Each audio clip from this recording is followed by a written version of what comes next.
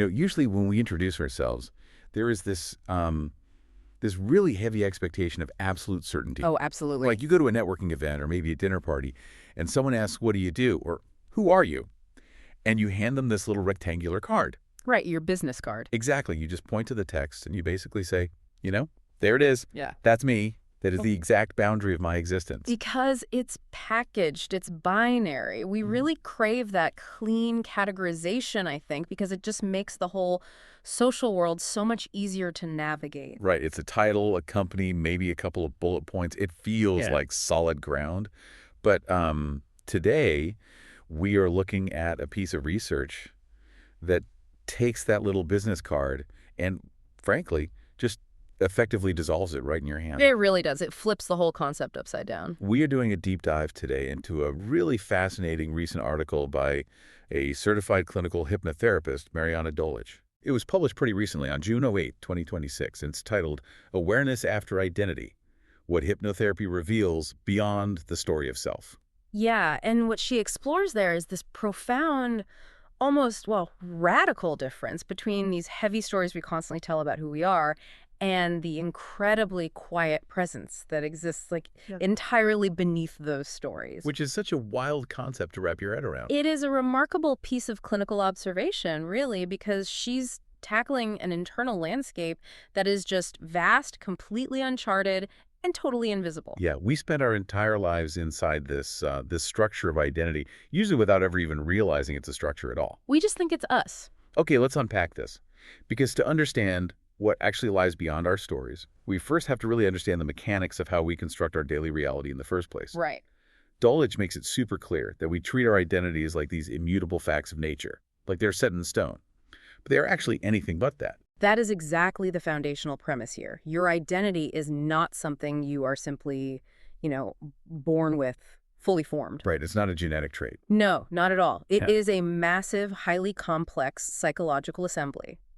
Neurologically speaking, your sense of self is a constantly updating framework. It's shaped by, your memories, the language you speak, cultural expectations, endless repetition, and crucially, how the environment actually responds to you over time. And she lists out all these totally familiar labels we use every single day. We say things like, I am a teacher, or I am an entrepreneur, I am a parent. Very standard categories. Yeah, but we also use these really sticky internal labels, right? Like, I am anxious, I am a creative, or I am a driven person. We just fuse with these labels completely. We do. And that fusion, it requires immense cognitive energy to maintain. Oh, I bet. I mean, think about it. If you are constantly praised for being the problem solver at age 10, your nervous system actually begins wiring itself to protect, to project, and to validate that specific identity when you're 30. Wow. So you're just trapped playing a role. Exactly. You are constantly scanning your environment to ensure your behavior aligns with the character you really believe you are playing. It is an exhausting, nonstop assembly process. But then Dolic contrasts all of this heavy, exhausting cognitive assembly with something else entirely, which she calls awareness. Yes. And she defines awareness very specifically here. It is not a personality trait. It is simply the part of you that notices. It's just noticing. Yeah, it notices the thoughts, the emotions, the physical sensations. It's the silent presence that is there before a specific thought even appears, and it's the exact same presence that remains after the thought disappears. It's the observer, basically, the unmoving center of the wheel. Okay, let me try to put a visual on this for the listener, because this helped me. Right. If your identity is a highly detailed, constantly updated resume, full of bullet points, revisions, crossed out mistakes, bold achievements, Standard resume stuff. then your awareness is just the blank paper that the resume is printed on. The paper is always there, but it is entirely unchanged, fundamentally unaffected by whatever ink is printed on top of it. That is a highly accurate way to visualize it, actually. The text changes constantly, but the paper does not. And Dolic grounds this in a very universal clinical observation. Which is one. Well, just think back to your own life. You can likely remember what it felt like to simply be when you were 5 years old. Right, just existing. Exactly. You can remember what it felt like to be present at 15 and then at 35. Despite the massive total overhauls in your identity, your belief systems, your physical body, and your career over all those decades. It's all totally different text on the paper. Right, but there is this remarkably constant, unbroken thread of simply being present. That strange familiarity of looking out through your own eyes, that unchanging baseline, that is awareness. Man, it's a really striking realization when you actually sit with it for a second. Like, the me looking out of my eyes right now is the exact same me that looked out of my eyes when I was, just learning how to read. It really is. But wait, let me offer a little pushback here, something to chew on. Sure. If I'm an entrepreneur or a surgeon or a parent, my identity isn't just some arbitrary label I wear for fun. It is literally the cognitive framework that allows me to make high-stakes decisions, Hmm. pay my mortgage, and just function in reality. Yeah, it has real utility. Right, so why are we framing this constructed identity as something we need to look past? Like, why dissect the very tool that keeps our lives together? What's fascinating here is that Dolic completely validates that exact concern. She does not dismiss identity as useless or bad. Not at all. Okay, that's a relief. Yeah, identity is an essential operational system. It organizes our experiences, it creates narrative continuity, and it allows us to interact socially. You absolutely need an identity to navigate a board meeting or to raise a child. So where does it go wrong? The pathology doesn't come from having an identity, it comes from mistaking the tool for the operator. Oh, I see. Mistaking the resume for the paper. Precisely. The danger is absolute fusion. When your entire sense of self, your very right to exist, is tied up in a constructed label like I am a successful founder, well, what happens when the market turns and the business fails? You feel like you're dying. Exactly. If you have zero connection to the awareness beneath the label, the loss of the label is processed by the brain as the literal loss of your existence. And that leads to something in this article that is deeply, deeply profound. Because our assembled identity is exactly how we navigate the world, it makes total logical sense that our subconscious fiercely, almost violently, protects that identity. Yes. Which explains why stepping outside of it, even in a super safe therapeutic environment, can trigger absolute terror. It is a massive survival mechanism. In her clinical hypnotherapy practice, Dolic observes this phenomenon constantly. Well, when she guides clients into deep trance states where their rigid mental structures and familiar labels begin to soften, their initial reaction is rarely immediate peace. Wait, really? Yeah, you'd think so, but it is very often sheer panic. That's wild. The quotes she includes from her sessions are so visceral. Clients in these deep states will suddenly report things like, I feel like I'm disappearing, or I don't know where I end and everything else begins. One client simply said, it feels like I'm losing myself. It's terrifying for them. If you're a beginner to self-reflection, hearing that sounds like a nightmare. Why does the brain react with such extreme hostility to what should just be relaxation? We have to look at the underlying mechanics of the subconscious mind. Think of your subconscious as a highly effective, overzealous bodyguard. Okay. Its primary directive is to keep you alive. But the subconscious is quite literal. It doesn't easily distinguish between the biological death of the physical body and the psychological death of the ego. Oh, wow. So it treats them as the same threat. Exactly. It has spent decades associating your carefully constructed identity with your literal survival in the tribe. So when the boundary of that identity starts to blur, the bodyguard thinks there is an active assassination attempt happening. That's exactly right. When the grip of identity loosens, the subconscious misinterprets that spaciousness as a mortal danger. It triggers a very real physiological threat response. Like a full-blown panic attack. Pretty much. Clients in the chair will experience sudden muscular tension, their breathing will become shallow and rapid, their mental activity will violently spike, and they feel this overwhelming, urgent need to just open their eyes and regain control. Just gripping the steering wheel again. Right. The nervous system is basically screaming, put the armor back on or we are going to die. This completely reframes our core human anxieties. Like, Dolic suggests that the fundamental fear of death that haunts so much of our lives might not actually be a fear of physical non-existence. Yeah. It might largely be the terror of losing the familiar narrative structure we call the self. It is a profound shift in perspective. We are not just afraid of dying. We are terrified of losing the story we have spent our whole lives writing. Think about how this applies to you listening to this deep dive right now, especially if you are a busy professional or someone who is constantly just on and managing crises. Oh, the burnout is real there. Right. If your entire subconscious survival system feels irrevocably tied to being the ultimate problem solver or the provider, then taking off that armor, Even just trying to sit quietly on a Sunday afternoon, it must feel to your nervous system like a literal threat. It The does. stillness isn't relaxing, the stillness is a predator. No wonder we can't unplug without checking our phones every 5 minutes. That is the exact neurological trap of the modern high-achieving professional. The constant activity is a defense mechanism against the terror of silence. That makes so much sense. But Dolic provides a very comforting clinical counterweight to this fear. She explains that this panic, while very intense, is highly temporary. It is just a threshold. So what happens when they actually cross it?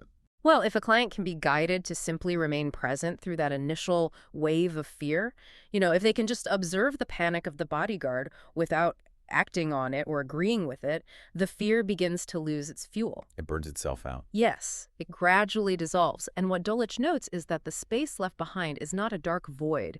It is replaced by an unexpected sense of profound calm, expansiveness, and a very strange, deep familiarity. The client realizes that awareness itself did not disappear. Only the tight boundary of the ego disappeared. But if the mind's defense mechanisms are that severe, if it treats dropping the ego like a literal death threat, how do you ever safely get past it? That's the challenge. How does a practitioner actually guide someone into that quiet space without triggering an insurmountable panic response?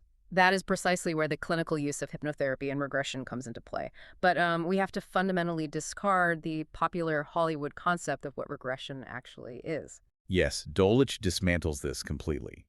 It is not some mystical process of traveling backward through time where you just sit in a chair and watch a literal movie of your childhood playing on the back of your eyelids. Far from it. Regression, in a clinical sense, is about the bypassing of the critical faculty. And what is that exactly? The critical faculty is the analytical, filtering part of your conscious mind that demands chronological order, logic, and narrative consistency. The editor of the story. Exactly. When a client enters a deep trance state, those rigid filters just loosen. So how does the brain actually process information without those filters in place? Experiences and memories emerge without a strict timeline. The brain just stops caring about what happened in what exact year. Instead, experiences are grouped by emotion and somatic resonance. So it's about the feeling, not the facts. Yes, and what is crucial here is the mechanism of processing. In these states, meaning is deeply physically felt by the client before it is intellectually understood.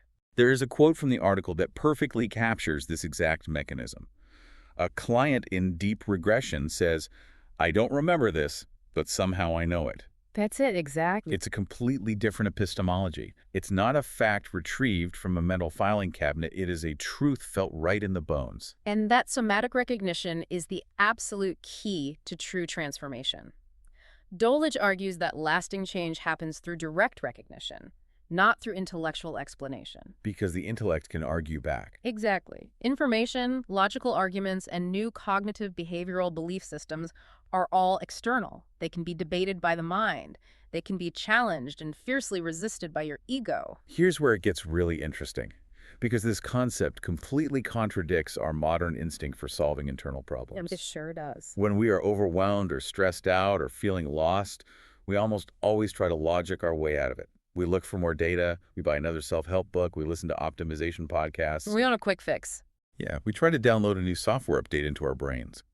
But Dolic implies that true, profound mental clarity actually bypasses the intellect entirely. If we connect this to the bigger picture, it perfectly explains why a person can read 100 books on stress management, understand the neurobiology of anxiety perfectly, and still suffer a debilitating panic attack right in the middle of the grocery store. Because the books didn't fix the underlying alarm. Right. Intellectual insight is an outside-in approach. The conscious mind might know you are safe, but the subconscious bodyguard hasn't received the memo. The logic doesn't penetrate the armor. Exactly. But when you have a direct, lived experience of inner peace, when your awareness directly recognizes itself beneath the noise of the identity, no persuasion or logic is required. It just is. Insight that emerges naturally from within your own somatic experience is permanent. You don't have to convince yourself to be calm through sheer willpower. You simply recognize the baseline calm that is already present. Before we move on to how this reshapes our approach to daily life, let's actually ground this for the listener right now. Good idea. Because we're talking about direct, lived experience, not just psychological theory. If you are listening to this right now, maybe you're commuting or walking the dog or sitting at your desk, How can you get a tiny, practical glimpse of this underlying awareness without needing to be in a clinical hypnotherapy session? It is far simpler than the intellect wants it to be, honestly. You do not need a deep trance to just taste this baseline presence. So what do they do? If you're listening, just take a very slow, deliberate breath in. Notice the physical sensation of the air moving through your nose. Notice the tiny silent pause at the very top of the breath. Now exhale. Just that pause. In that 2-second window, you were not actively constructing the entrepreneur or the parent or the stressed employee. You were simply the noticing itself. The narrative paused, but the existence didn't.